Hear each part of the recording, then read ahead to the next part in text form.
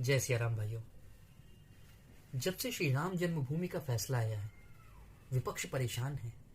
और जिस दिन से रामलला के राम जन्मभूमि पर विराजमान होने की तिथि निर्धारित हुई है, सारा विपक्ष बौखला गया है। ये कह रहे हैं कि आप मंदिर की राजनीति कर रहे हैं। मुझे राजनीति से लेना देना नहीं है, मैं राजनीतिक बात करने नहीं बैठा हुआ हूं, लेकिन जो वास्तविक बात है वह बोलना आवश्यक है। आप कह रहे हैं कि मंदिर की राजनीति कर रहे हैं। आप कौन सी राजनीति करते थे? श्री रामलला के उनके स्वयं के जन्म स्थान पर विराजमान होने में रोड़ा लगाने की राजनीति करते थे। आप राजनीति करते थे राम नाम के अस्तित्व पर उंगली उठाने की। आप राजनीति करते थे विश्व के करोड़ों हिंदुओं की आस्था के साथ खिलवाड़ करने की। आप राजनीति करते थे हिंदू और मुस्लिम भाइयों को लड़वाने की। आप राजनीति करते थे राम भक्तों पर गोलियां चलवाने की। आप राजनीति करते थे भारत में रहकर हिंदुओं को ही उनके अधिकार से वंचित करने की। अगर कोई व्यक्ति रामलला को उनके जन्म स्थान पर उनको पूरे भव्य तरीके से विराजित करने की राजनीति कर रहा है, तो ऐसी राजनीति का हम गर्व से समर्थन करते हैं। अगर किसी के भी सामने, जो भी अयोध्या को जानता है, अगर उसके समक्ष अयोध्या नाम लिया जाए तो उसके मन में क्या विचार आएंगे? आपके मन में अगर मैं आपसे अयोध्या बोलता हूं, आपके मन में क्या नाम आता है? आपके मन में आएंगे प्रभु श्री राम, मर्यादा पुरुषोत्तम श्री राम। आपके मन में आएंगे लक्ष्मण जी, आपके मन में आएंगे भरत जी, शत्रुघ्न जी, आपके मन में आएंगे सीता माता, आपके मन में आएंगे महाराजा दशरथ जी, आपके मन में आएंगी माता कौशल्या। अयोध्या का अस्तित्व ही प्रभु श्री राम से है। राजनीति तो आप कर रहे थे अयोध्या के अस्तित्व को मिटाने की। आप राजनीति कर रहे थे अयोध्या की पहचान को नष्ट करने की। पूरे विश्व में अयोध्या प्रभु श्री राम के लिए जानी जाती है। अयोध्या का अस्तित्व प्रभु श्री राम से है और आपने उन्हीं के अस्तित्व पर ताले लगा रखे थे। और आप कहते हैं कि ये मंदिर की राजनीति कर रहे हैं। अरे हम तो उस संस्कृति से आते हैं जो अपनी जन्मभूमि के लिए अपनी जान भी हंसकर कुर्बान कर सकते हैं। और आप हमारे आराध्य परम पिता परमेश्वर मर्यादा पुरुषोत्तम प्रभु श्री राम, उनको उनके जन्म स्थान से हटाने के लिए कोर्ट में मुकदमा लड़ रहे थे। और पूरे जगत के स्वामी प्रभु श्री राम को अयोध्या में तिरपाल के नीचे, टेंट के नीचे हमारे आराध्य बैठे हुए थे। देखकर बड़ा बुरा लगता था, बड़ा खराब लगता था।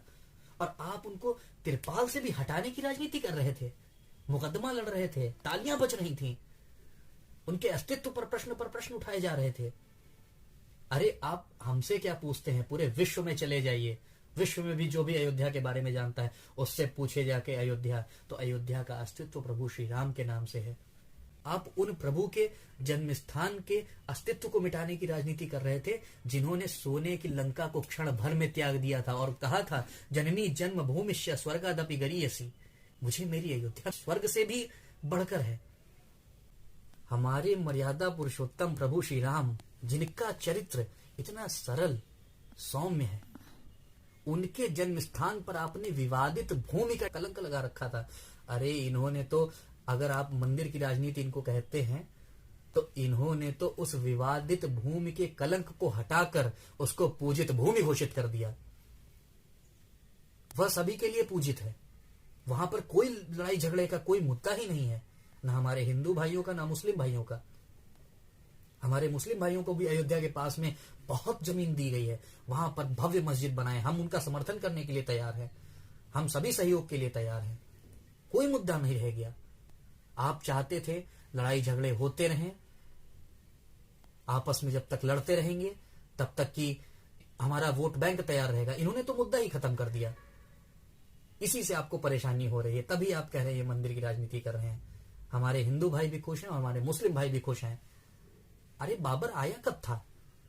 बाबर का भारत में अस्तित्व क्या प्रभु श्री राम के अस्तित्व से पहले का है? अरे हमारे आराध्य प्रभु श्री राम का जन्म तो त्रेता युग में मधुमास चैत्र शुक्ल पक्ष की नवमी को अयोध्या में हुआ था।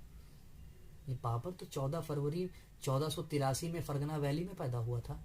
वहां से उसने यहाँ पर 1519 से लेकर के 1526 तक का 5 बार भारत पर आक्रमण किया और फिर 1526 में उसने भारत में मुगल साम्राज्य की नींव रखी और उसके बाद से मंदिरों को विध्वंस करना को शुरू कर दिया। कई सारे मंदिरों को उसने ध्वस्त किया, कई जगह पर इसके प्रमाण हैं।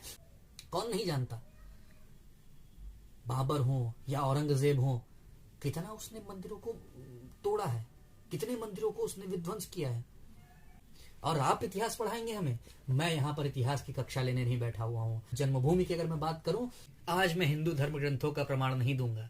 आप बाबर की बात करते हैं तो चलिए बाबर की ही बात कर लेते हैं।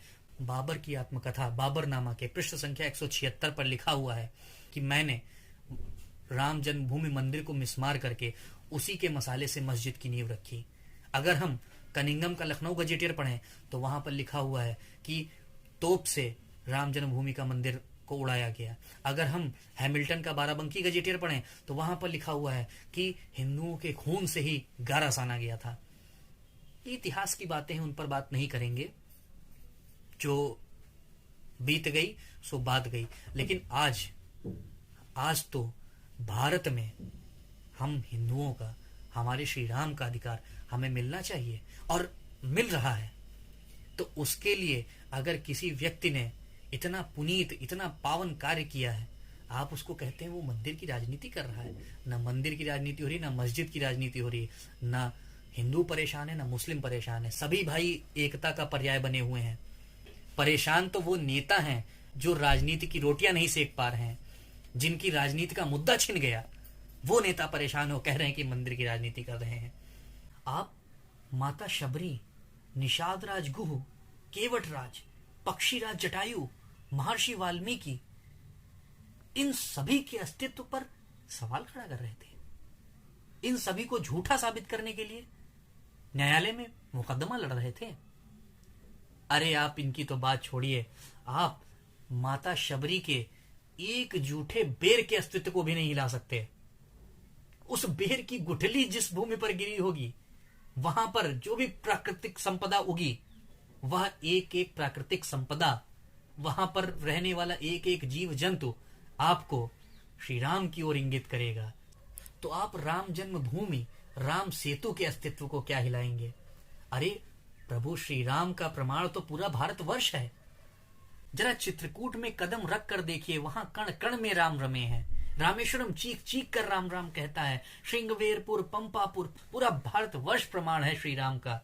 प्रभु श्री राम विश्व के करोड़ों हिंदुओं के आराध्य श्री राम के अस्तित्व को भारत में ही आप नकार रहे थे। अरे हम सब के तो हृदय में राम बसे हुए हैं। हमारे बजरंगबली तो सीना चीरकर दिखा भी चुके थे। हर जगह राम है, कण कण में राम, मन मन में राम, हृदय हृदय में राम। राम का वास हर जगह है। और आप पूरा जीवन व्यतीत किए दे रहे हैं श्री राम नाम का अस्तित्व मिटाने में, श्री राम का प्रमाण मांगने में। अरे पूरा जीवन चक्र संपन्न करके अंत में सिर्फ एक ही सत्य नाम रह जाएगा और वह आपकी शव यात्रा में गूंजेगा, राम नाम सत्य है, सत्य बोलो मुक्ति है। तो बेहतर है जीवित रहते श्री राम का नाम लेकर कुछ पुण्य कमा लीजिए। जिस स्थान के लिए हमारे गुरु महाराज, महायोद्धा श्री गुरु गोविंद सिंह जी की सिख सेना ने युद्ध किया, उस युद्ध को गौरव प्रदान करने का जब कार्य हो रहा है, हम उसका हृदय से समर्थन करते हैं। जिस स्थान पर राघवेंद्र सरकार के पुत्र महाराज कुश ने प्रथम बार मंदिर का निर्माण किया था, उसी स्थान पर पुनः रामलला को विराजमान करने का जब पुनीत पावन कार्य हो रहा है, उसका हम हृदय से समर्थन करते हैं। जब कार्य हो रहा है, शरद कुठारी, राम कुमार कुठारी, वासुदेव गुप्ता, राजेंद्र धरकार, रमेश पांडे जैसे सभी कार सेवकों के बलिदान को सार्थक करने का, उनकी आत्मा को शांति प्रदान करने का, अयोध्या की उस एक एक ईंट का बलिदान सार्थक होने जा रहा है जिसे लूटा गया था, ध्वस्त किया गया था। भारत के अस्तित्व को, जो भारत जाना जाता है प्रभु श्री राम का देश है, भारत प्रभु श्री कृष्ण का देश है, उस अस्तित्व को रूप मिलने जा रहा है। यह भारत के इतिहास का सबसे स्वर्णिम दिवस है। यह विवाद का विषय नहीं है, यह विषय है हर्ष मनाने का, साथ आकर खुशियां बांटने का। हमारे राम लला आ रहे हैं अपने जन्म स्थान पर, तो आगे बढ़कर उनका स्वागत करने का दिवस है। हर कोई खुशी मनाएगा, हर कोई खुश होगा। राम जन्मभूमि पर भव्य मंदिर बनेगा और जो मस्जिद के लिए भूमि निर्धारित है वहां पर सुंदर सी मस्जिद बनेगी। अयोध्या का विकास होगा। जो नाम श्री गुरु ग्रंथ साहिब में हजारों बार आया है, उस नाम के प्रकाश से चमकेगी अयोध्या। उस राम नाम के प्रभाव की भव्यता को देखेगा सारा विश्व। अयोध्या करती है आह्वान, ठाठ से कर मंदिर निर्माण। चलिए, लोकतंत्र है, राजनीति चलती रहती है, राजनीति के लिए बहुत से मुद्दे हैं, लेकिन मैं इस पर सभी से आग्रह करता हूं, कम से कम इस विषय पर राजनीति को बहुत पीछे छोड़कर प्रभु के चरणों में नतमस्तक होकर अपना सर्वस्व न्यौछावर करें। हमारे रामलला आ रहे हैं, राजनीति को भूल जाइए, बस प्रभु श्री राम को याद रखिए और सभी लोग उनका हृदय से स्वागत कीजिए, अभिनंदन कीजिए। रामलला हम सबके हैं, हम सभी की नैया पार लगाएंगे। बोलो सियापति रामचंद्र की जय।